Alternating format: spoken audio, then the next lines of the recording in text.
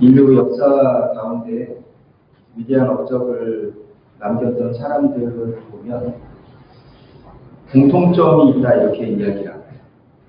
어떤 공통점인가? 자기 자신의 가지고 있는 것이 무엇인가 그것을 바로 알고 그것을 귀하게 여기고 그것을 통해서 위대한 업적을 남겼다 이렇게 얘기합니다. 자기 자신을 귀하게 여깁니다. 자신감을 가지고 있었다. 이게 바로 위대한 사람들의 특징입니다. 반면에 보통 사람들, 대부분의 사람들은 자기 것 보는 게 아니고 항상 눈이 어디로 향하고 있냐면 남의 것 바라봅니다. 다른 사람, 그러니까 나는 항상 보잘것없고 나에게 아무것도 없다고 탄식을 하고 모든 좋은 것은 항상 누가 가지고 있냐면 다른 사람이 가지고 있다 이렇게 생각해요. 모든 보안은 항상 다른 곳에 있습니다. 그 스스로를 항상 한탄합니다. 왜 나에게는 아무것도 없는가? 부모로부터 물려받은 것도 없고 내가 잘하는 것도 없고 아무것도 없다. 요즘 그래서 많이 얘기하는 게 그거죠.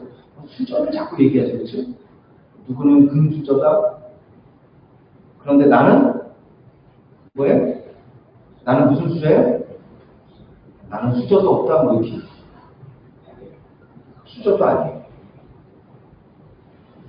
여러분 우리 속에 있는 것, 내가 가지고 있는 것, 감추어진 보화를 찾아낼 수 있는 것이 이것이 큰 능력이고 하나님 주신 복입니다. 내 속에 많은 것들이 있어요. 그것을 찾아낼 수 있는 저와 여러분이 되시길 주님의 이름으로 축원합니다. 미국의 유명한 목회자이자 상담가였던 빈센트 비지라고 하는 목사님에게 어느 날 중년의 신사가 찾아왔습니다. 이 신사는 나이가 이제 50대 초반입니다.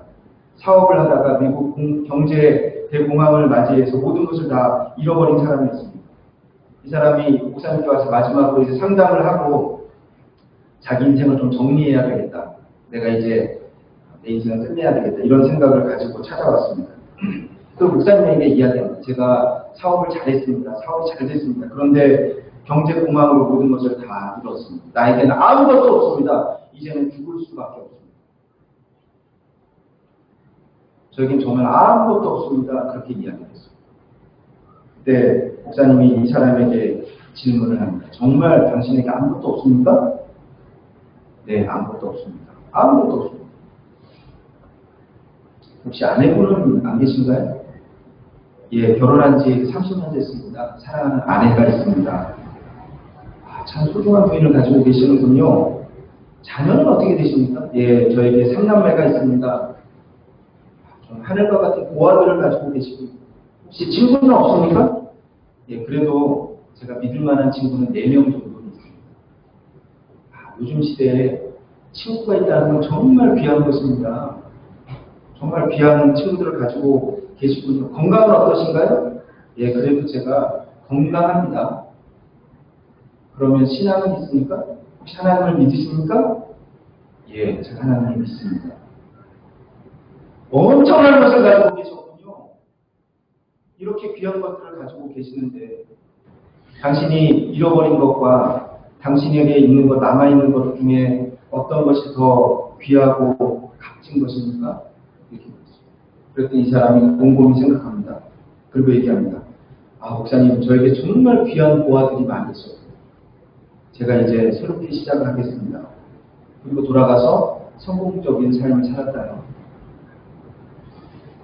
여러분, 하나님께서 이스라엘의 최고 지도자로 세우신 모세입니다.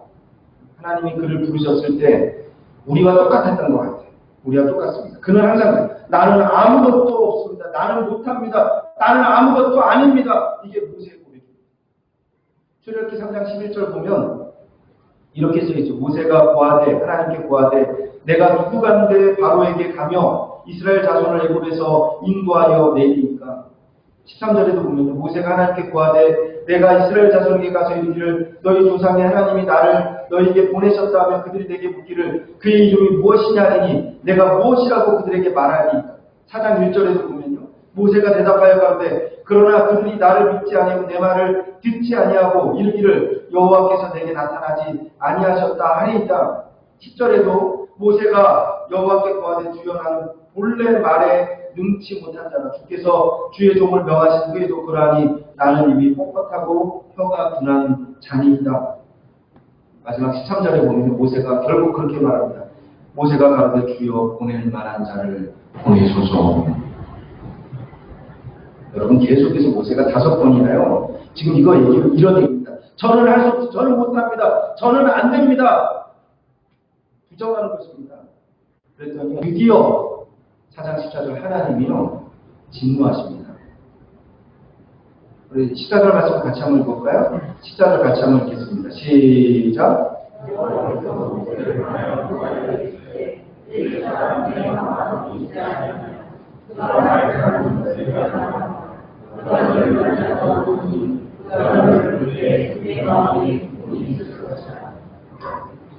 하나님의 진노, 하나님 노를 바라시죠. 하나님 많은 것을 모세에게 주셨어요. 그런데 모세는 핑계대고 변명합니다. 나는 못합니다. 나는 없습니다. 그때 하나님이 진노하십니다. 오늘 본문을 보면 하나님이 모세에게 질문한 한 가지 질문이 있어요. 내게 무엇이 있느냐? 오늘 우리에게도 하시는 질문입니다. 내 손에 무엇이 있느냐? 그리고 하나님 뭐라고 했습니까? 내가 너와 함께하리라 이렇게 약속을 주십니다. 여러분 우리가 하나님의 창조를 이야기할 때 하나님의 전능을 얘기할 때 하나님의 창조는 무에서 유를 창조한 창조입니다. 창세기에 보면 창조의 사건을 우리가 말씀으로 창조하셨다 이렇게 얘기하죠. 빛이 있으라 하심에 빛이 있었고 그 빛이 하나님 보시기에 좋았다. 그런데 창세기 이후에 이제는 없는 것에서 일하지 않으십니다. 하나님은 항상 있는 것 가지고 있다. 먼저 물으시는 것이 있는데 그게 뭐냐면 내게 무엇이 있느냐 이걸 물으신답니다. 여러분 때로는요 질병 그것을 통해서도 하나님이 일하십니다. 여러분 얼마 전에 제가 감명 깊게 읽은 기사가 있어요. 기사 미국의 퇴역 군인입니다. 나단 티렌이라고 하는 이 퇴역 군인이 그런데 이 사람 병에 걸렸어요. 어떤 병에 걸렸냐면 희소성 만성 림프성 백혈병 한마디로 얘기하면 이게 혈액암입니다. 혈액암. 근데 그 내용이 뭐냐면 혈액암에 걸려서 이 사람과 똑같은 병에 걸려서 매년 미국에서만 죽는 사람이 17만 6,200명이 이 병에 걸려서 죽는데요. 근데 그것을 알고 나서 이것에 걸리고 나서 이 사람은 큰 결심을 합니다. 어떤 결심을 하냐면 이 병에 걸린 사람들을 생각하면서 그 사람들의 숫자만큼 내가 푸시업을 하겠다. 그렇게 결심합니다. 푸시업 뭔지 아시죠? 병 걸린 사람이. 그래서요, 이 사람이 딱 계산을 해보니까 하루에 몇 개씩 하면 되냐면 하루에 500개씩 하면 된대요. 500개씩. 그래서요, 이것을 매일매일 500개씩 푸시업을 하면서 유튜브로 이걸 올렸어요. 근데 그 내용을 보니까 500개씩을 한 게 아니고 나중에 보니까 매일매일 700개씩을 했어요. 700개씩. 9개월 만에 254만 번을 푸시업을 합니다. 그리고 그 유튜브 제목이 뭐냐? Pushing Through Cancer. 그러니까 그런데 놀라운 것은요. 이걸 올리고 난 다음에 이 병에 걸린 사람들이 이 사람이 이렇게 한 것을 보면서요. 희망을 갖게 돼요. 새로운 희망을 갖게 됩니다. 그것뿐만 아니고 소망을 잃어버렸던 그 외에 많은 사람들이요. 이 유튜브를 보면서 많은 감동을 갖게 되고 삶의 새로운 희망을 갖게 되었다. 이렇게 얘기합니다. 여러분 이거 보면서 그런 생각하는 거예요. 여러분 질병도요. 제도가 될 수 있어요. 연약함도요. 여러분 이게 놀라운 역사가 일어날 수 있다는 걸 기억하시면 돼요. 하나님의 신받을 수 있는 제도예요. 이게. 때로는 문제들만 있을 때 걱정하지 마세요. 그것들로도 하나님은 일하십니다. 오늘 못한다고 말하는 모세에게 하나님 질문합니다. 아무것도 없이는 하나님 일하시지 않아요. 그렇죠? 그래서 하나님 물으시는 거예요. 내게 무엇이 있느냐? 물으십니다. 우리가 우리 자신에 대해서 무능하다고 탄식할 때가 많이 있습니다. 그런데 분명히 자만심보다 더 무서운 게 뭐냐면 그것은 좌절입니다. 인정하지 않는 것, 부정하는 것. 여러분 세상 모두가 나를 무시해도요. 나는 나를 무시하면 안 돼요. 그래서 우리 속에 하나님 뭘 주셨냐면 자존심, 자존감이라는 걸 우리 속에 주셨습니다. 하나님. 사탄의 가장 무서운 전략 중에 하나는 뭐냐면 나 자신에 대해서 부정하게 하는 것입니다. 좌절하게 하고 절망하게 합니다. 그게 결국은 자살하게. 내가 나를 사랑해야 되고 좋아해야 되고 인정해야 되는 것입니다. 모세가 40년간 광야에 있으면서 모든 것을 다 잃어버렸어요. 아무것도 없습니다. 그런데 하나님이 질문하셨어요. 내 손에 무엇이 있느냐? 이렇게. 그랬더니 비로소 모세가 자기 손을 바라봅니다. 그때 그 손에 뭐가 있었냐면 지팡이가 있어요. 지팡이. 양을 치는 도구입니다. 때로 무기가 될 수도 있어요. 양을 칠 때 맹수가 나타나면 그걸 가지고서 어떻게 해요? 물리칠 수도 있어요. 아니, 이 사람 이미 80이 된 노인이거든요. 노인에게는 이 지팡이는 그 몸을 의지하는 도구도 될 수 있어요. 하나님 물으십니다. 모세야, 내 손에 무엇이 있느냐? 보니까 지팡이가 있어요. 여러분, 이 지팡이 아무것도 아니죠. 그런데 하나님은요, 그것 통해서 일하신답니다. 그리고 말씀하시는 거예요. 집어 던져라. 그랬더니 모세가 그 지팡이를 어떻게 했어요? 집어 던졌습니다. 그랬더니 이렇게 뭐가 됩니까? 뱀이 됐어요. 왜 이 지팡이가 뱀이 됐는가? 어떤 사람들은 또 그렇게 얘기해요. 이 모양이 뱀처럼 생겼잖아요. 길쭉하고. 여러분, 그렇지 않아요. 하나님이 하시면요, 지팡이를 가지고도요, 거북이도 만들 수 있어요. 지팡이를 가지고 소도 만들 수 있어요. 지팡이를 가지고도 사람도 만듭니다. 그렇죠? 세례 요한이 뭐라고 했어요? 바리새인들이 올 때 하나님은 이 돌들로도 아브라함의 자손을 만드실 수 있다 그랬다니까요. 왜 뱀이었냐면요, 뱀은 상징이 있어요. 상징. 그 상징성이 뭔지 알아요? 뱀은 애굽의 왕을 상징해요. 바로 왕을 상징해요. 그래서 여러분 그런 그림 보셨나요? 사진? 그림? 바로 왕이 왕관을 보면 이렇게 해서 여기 뭐가 있어요? 뱀이에요.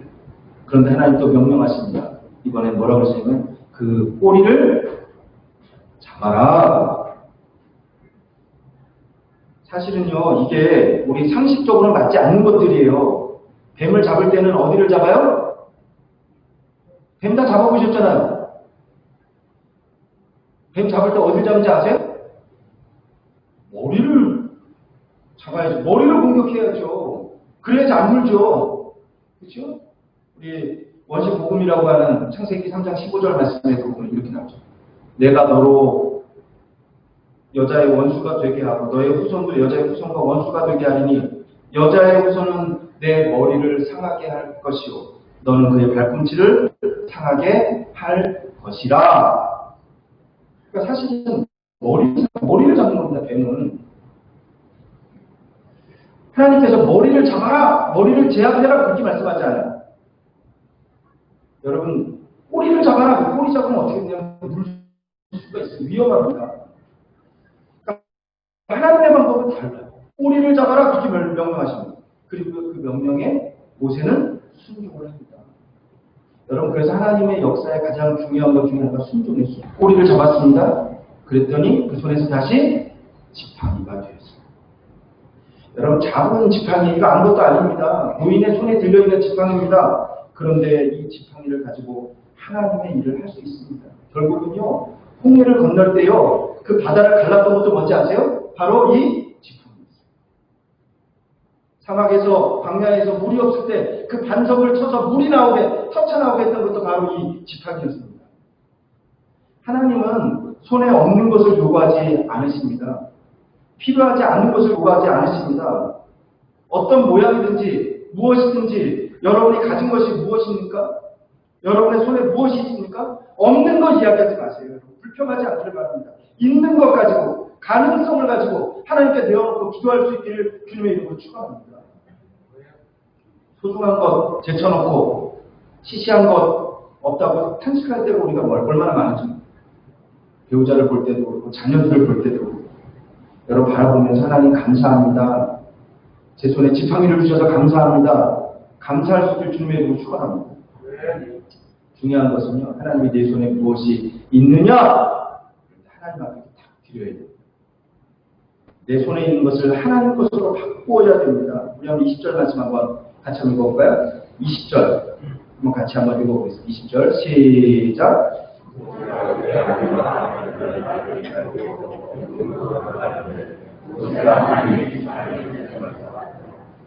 분명히 모세의 지팡이였어요. 모세의 손이었어요. 그런데 오늘 본문에 보면 뭐라고 했냐면 이게 뭐로 바뀌었는지 아세요? 이제는 하나님의 지팡이를 손에 잡았더라. 하나님의 지팡이를 손에 잡았다가 내게 있는 것이 이제는 하나님의 지팡이가 되었습니다. 그리고 이제 갑니다. 하나님의 지팡이가 들려져 있습니다. 그 손에. 이 지팡이는 하나님의 백성을 인도하는 지팡이고요. 당당하게 출입하게 하는 지팡이. 그래서 모세는 위대한 주인이 되었습니다. 여러분, 우리 손에 있는 것으로 하나님 것을 바꾸시길 주님의 이름으로 축원합니다. 여러분에게 어떤 재능이 있든지 간에 여러분에게 시간이 있어요? 물질이 있습니까? 건강이 있습니까? 아까 얘기했죠. 때로는 질병이 있나요? 어려움이 있나요? 문제도 하나님의 손에 있으면 그것이 하나님의 지팡이가 될 줄로 믿습니다. 그런데 그게 땅에 떨어지면 독사가 되는 거예요. 그렇죠? 그 경고, 독사가 되면 나를 부르는 거예요. 내게 있는 것이 무엇이냐? 하나님 성경을 보면은요, 하나님이 모세에게만 물으신 게 아니에요. 많은 사람들에게 물으시는 게 그게 내게 무엇이 있느냐 이렇게 물으시는 겁니다. 우리가 사르밧 과부에게 물으시잖아요. 내게 무엇이 있느냐 그러니까 나에게는 밀가루 한 푼과 기름 조금 남았습니다. 여러분, 근데 그것을 하나님께 드리잖아요. 하나님 것이 되니까 이제 거기 기적이 일어나잖아요. 베세다 광야에서 예수님이요, 그 많은 사람들, 그런데 누가 가진 것이 없느냐 그러셨어요. 그랬더니 어린아이 하나가 뭘 드렸어요? 오병? 이어. 우리 너무 잘 알잖아요. 그 아무것도 아니에요. 오병. 그런데 그거 주님께 드렸더니 그게 5,000명 먹고도 몇 바구니? 이게 12바구니라고도 하고 광줄이라고도 하고. 열왕기하 4장에 보면요, 엘리사 이야기하에 그런 얘기가 나와요. 엘리사 생도가 죽었어요. 엘리사의 그 선지자 생도가 죽었습니다. 학생이. 그런데 이 생도에게는 아내 그리고 아들 둘이 있었어요. 근데 생도가 죽으니까 빚진 자들이 찾아와서 이 아내와 아들들을 동무로 삼으려고 그 소식을 이제 엘리사가 들었어요. 듣고 이 여인에게 묻는 게 그겁니다. 내 집에 있는 것이 무엇이냐? 똑같아요. 내 집에 있는 것이 무엇이냐? 그랬더니 이 아내가 그렇게 얘기하고, 우리 집에 기름 한 병 있습니다. 기름 한 병. 그러니까 엘리사가 이렇게, 그러면 자, 동네 다니면서, 마을에 다니면서 사람들에게 빈 그릇을 다 빌려와라. 있는 거 빌릴 수 있는 대로 다 빌려와라. 빌려왔어요. 그리고 그 그릇에다 그 기름 한 병을 따르기 시작합니다. 그렇죠? 모든 그릇에 기름이 다 찼어요. 다. 그 기름 끝나지 않는 거예요. 근데 마지막에 이제 더 이상 그릇이 없습니다. 그랬더니 기름이 딱 맺혔어요. 여러분, 하나님은요, 언제 기적을 일으키시냐면 여러분의 손에 있는 것 가지고 기적을 일으키실 줄 믿습니다. 없는 거 바라보지 마세요. 하나님은 절대로 없는 거 말씀하지 않습니다. 빌립보서 2장 3절 말씀에 아무 일에든지 다툼이나 허영으로 하지 말고 오직 겸손한 마음으로 각각 자기보다 남을 낮게 여기고. 허영하지 말아요. 허영이란 말은요, 그겁니다. 자기 것 아닌 것 가지고 하는 게 이게 허영이에요. 허영. 없는 것 가지고 하는 게 그게 허영입니다. 하나님이 원하신 건 허영은 아닙니다. 오늘 하나님은 우리에게도 동일하게 물으세요. 여러분 한번 스스로 대답해 보시기 바랍니다. 내 손에 무엇이 있느냐? 내 집에 무엇이 있느냐? 뉴욕의 유명한 호텔 CEO가 1년 동안 2차례 한국을 방문을 했어요. 예전에 서울에 방문을 했는데 2번 다 같은 호텔에 묵었어요. 첫 번째 그 호텔에 묵었다가 이제 돌아가서 몇 개월 만에 다시 한국에 돌아왔어요. 호텔, 똑같은 호텔을 찾았어요. 그런데 그 호텔 그 프런트에 있는 직원이 그를 알아보고 따뜻하게 맞잖아요. 아이고, 어서 오십시오. 또 이렇게 와주셔서 너무 감사합니다. 그러니까 이 호텔 CEO가 생각할 때는, 어떻게 내가 여기 온 거를 알았지? 야, 이 사람 참 기억력이 좋구나. 감동을 받았어요.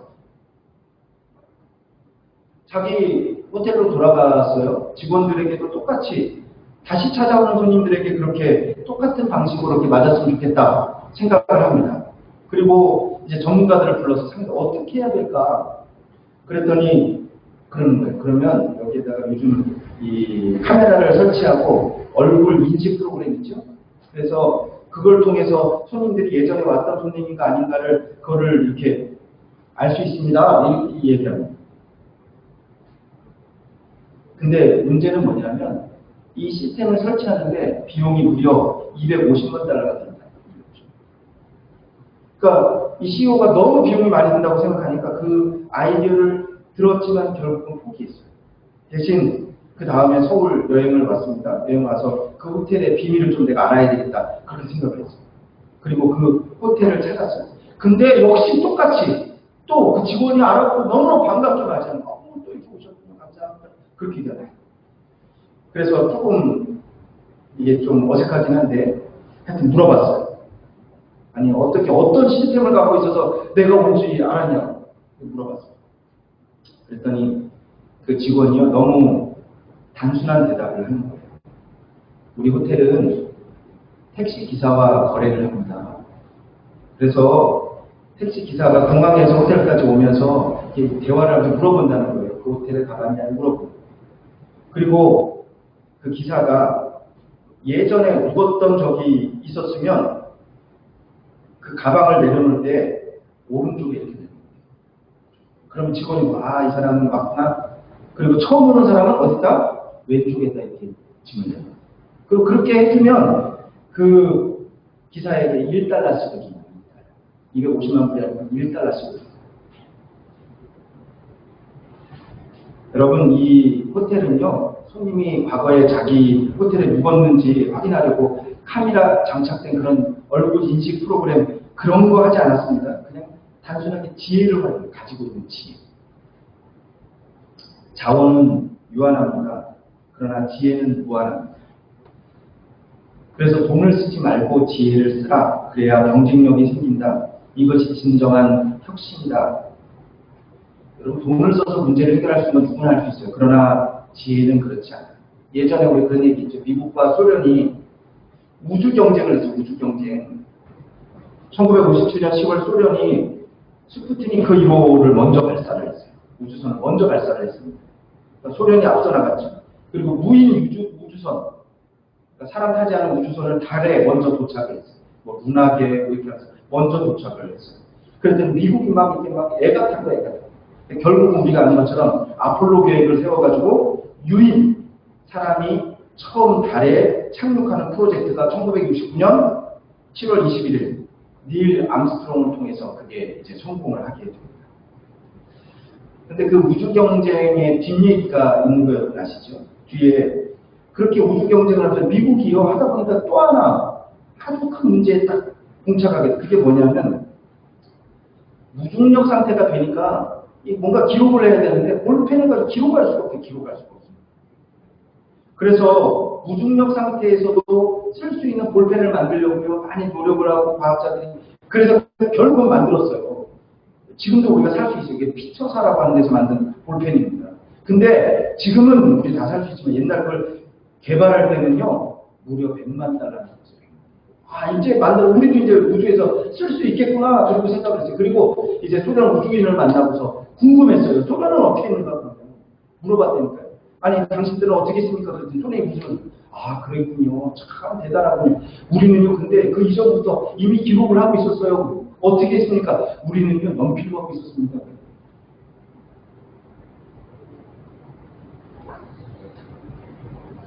여러분 스티브 잡스는 이렇게 말합니다. 혁신은 연구 개발비를 얼마나 들이느냐 하는 데서 나오지 않는다. 애플이 처음 맥킨토시를 만들었을 때 IBM은 애플보다 100배나 많은 돈을 연구 개발비로 쏟아부었다. 문제는 돈이 아니라 문제는 사람이다. 바로 당신이다. 이렇게 얘기했습니다. 주님은 오늘 우리에게 역시 동일하게 부르십니다. 모세에게도 부르셨어요. 사르가 과부에게도 부르셨습니다. 엘리사 생도의 부인에게도 부르셨습니다. 오늘 우리에게 부르세요. 내 손에 무엇이 있느냐? 너의 집이 무엇이 있느냐? 어쩜 우리 교회에도 부르시는 것 같아요. 너희 교회에 무엇이 있느냐? 우리가 정직하게 하나님께 내어놓을 때 하나님께서 우리를 통해서 사용하시길 주님의 이름으로 축원합니다. 네.